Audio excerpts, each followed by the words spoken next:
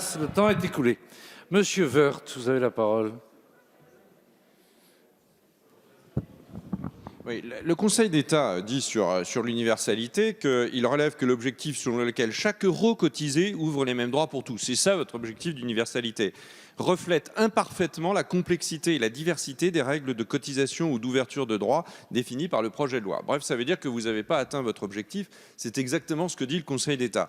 Donc vous manquez cet objectif d'universalité. Pourquoi vous manquez cet objectif d'universalité? Simplement parce qu'il est impossible.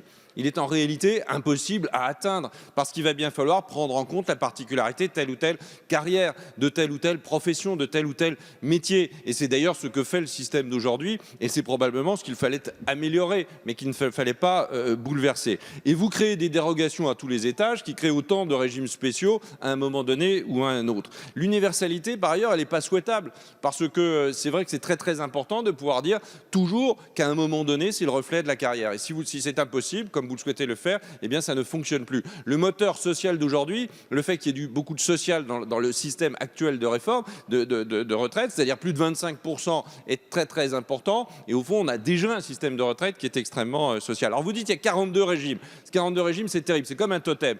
Vous avez raison en droit, mais en fait, vous êtes dans la vraie vie, ça marche pas comme ça. Il y a les personnes par 2 ou 3 régimes. 95% des Français sont concernés par 6 ou 7 régimes et pas par 42 régimes. Donc on ne modifie pas 42 régimes. La vérité, c'est d'être assez simple pour essayer de rendre les choses efficaces, sûres, solides financièrement et justes au travers de 6 ou 7 régimes. Et il y avait bien d'autres solutions pour y arriver. Enfin, nous ne votons pas un projet de loi sur les retraites en réalité. On vote un projet de loi d'habilitation sur les retraites. D'habilitation. Nous sommes en train, au travers de 29 sujets d'ordonnance, en réalité de voter au gouvernement la possibilité par ordonnance de changer des règles dont nous n'aurons vu que les vagues principes.